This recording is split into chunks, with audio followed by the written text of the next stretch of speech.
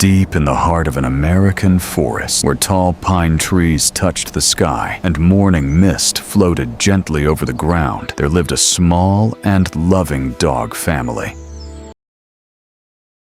Their home was simple, peaceful, and hidden near the edge of the woods. The father's name was Max. Max was a loyal Labrador retriever, strong, watchful, and brave. The mother's name was Bella. Bella was gentle, warm, and deeply loving. She had a soft spirit and kind eyes, but like Max, she was fiercely protective of the one little life that meant everything to them both, their puppy. His name was Rocky. Rocky was small, playful, curious, and full of joy. He loved chasing butterflies, pouncing on leaves, and running in happy circles through the grass. To Max and Bella, he was more than their puppy. He was their heart. Every morning, Rocky woke up ready for adventure. He chased birds he could never catch, barked silently at his reflection in the stream, and rolled across the soft ground, as if the whole world had been made just for him. Bella stayed close, always watching him with loving eyes, and Max, whether standing at the edge of the clearing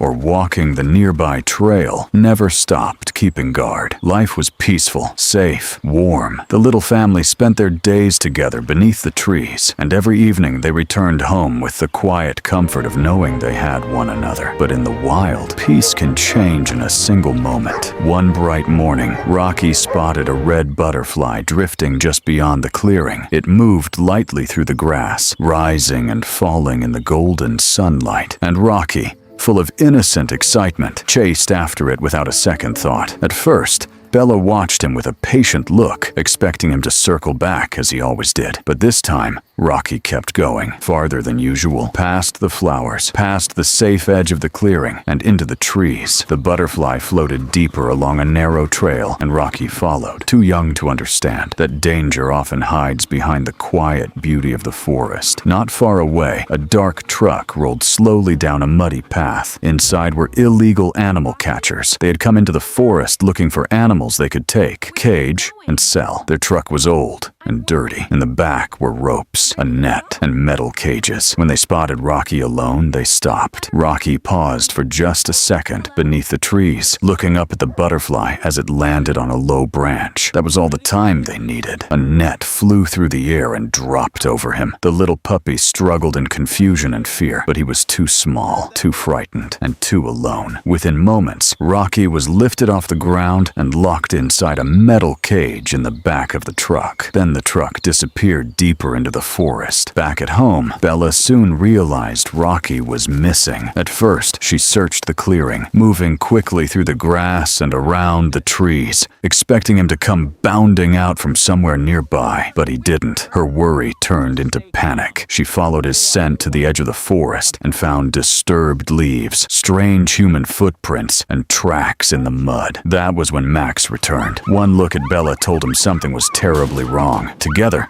they searched the trail. Max lowered his nose to the ground, reading the signs left behind. Tiny puppy paw prints, boot marks, tire tracks. Rocky had been taken. Bella's eyes filled with fear. Max stood still for a moment, staring down the dark path into the forest. Then he turned to Bella and gently pressed his head against hers. He did not need words. His promise was clear. He was going to bring Rocky home. Without hesitation, Max set out alone. He followed the scent trail through the deep forest, moving across muddy paths and between towering pines. The farther he went, the darker and more dangerous the woods became. This was no longer the safe part of the forest near home. This was the wild heart of it. Max ran through thick underbrush, over roots and fallen branches, never slowing, never turning back. The trail led him to a rushing river. Its waters were fast and cold, and the only way across was an old wooden bridge hanging over the current. The bridge was weak, worn by rain and time. Max stepped onto it carefully. Each plank creaked beneath his paws. The river roared below. Halfway across, one of the boards cracked and dropped away. For one terrifying second, Max nearly lost his footing, but with a desperate leap, he threw himself forward and landed hard on the other side. He rose quickly, shaken but unharmed, and then he kept going. Nothing was going to stop him. As the day passed, storm clouds rolled in over the forest. Rain began to fall, soaking his fur and turning the ground to mud. Max pushed on through the storm, guided only by Rocky's fading scent and the fierce love of a father refusing to give up. He nearly stepped into a hidden metal trap buried under wet leaves. At the last second, he stopped. He circled around it and continued. Far above, an owl watched from a branch. A deer crossed his path and ran in the same direction as the trail, almost as if the forest itself was guiding him forward. At last, Max climbed a rocky ridge and looked down. In the distance, hidden among the trees,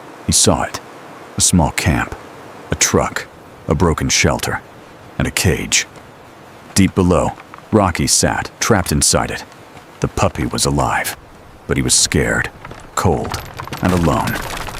Inside the camp, Rocky had curled up in the corner of the cage, frightened by the strange noises, the dim lantern light, and the shadowy men moving around him. Rain dripped through holes in the roof. The ground was muddy. Every now and then, Rocky pushed weakly against the bars, hoping somehow they would open. But they never did. Then, suddenly, he lifted his head. Somewhere out there, he sensed something familiar. Max.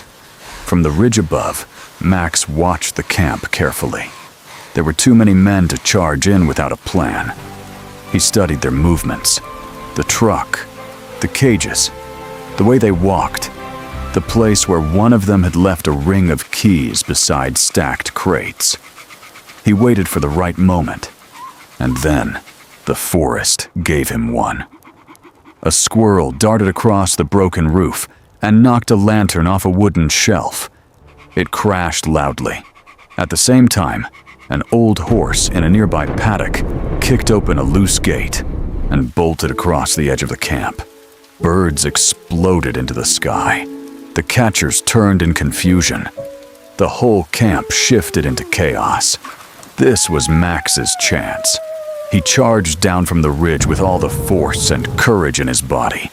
He burst into the camp like a storm, knocking over crates and sending one of the men stumbling backward into the mud. Rocky saw him and sprang to his feet, his fear instantly replaced with hope. Max reached the cage as the catchers scrambled around him. One man tried to grab him, but Max lunged forward and forced him away. Another dropped the keys into the mud. Max pulled at the cage with his teeth, dragging it hard across the ground until it tipped onto its side. The latch loosened. Inside, Rocky pushed with everything he had. The door shifted, then opened. Rocky squeezed out and ran straight into Max. For one beautiful moment, the world seemed to stop. Father and son were together again. But the danger was not over. The catchers were already recovering. Max turned immediately, guiding Rocky toward the forest. They ran side by side into the trees, slipping through mud, leaping over roots, and racing through the storm-dark woods, with the men chasing behind them. The trail back was just as dangerous as before. The river was still roaring. The broken bridge still waited ahead.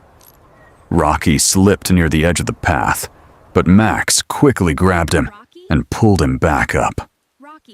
Then, just as the catchers closed in behind them, another sound echoed through the forest. Vehicles, voices in the distance, forest rangers. Golden light spread through the trees as Max and Rocky made their way back home. Bella was waiting at the edge of the clearing. She had not slept. She had not stopped watching the path. And when she saw them, she ran forward with overwhelming relief. Rocky rushed into her embrace. Max stood beside them, exhausted, soaked, and muddy, but calm at last. Their family was whole again. The clearing that had felt empty and broken now felt warm once more. The birds returned.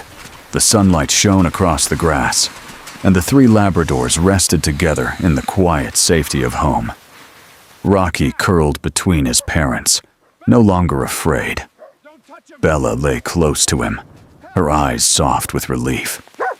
And Max, though tired from the long journey, remained watchful, peaceful, and proud. He had crossed the forest. He had faced the storm. He had risked everything. and he had brought his puppy home. Because some heroes do not wear armor. Some heroes do not speak.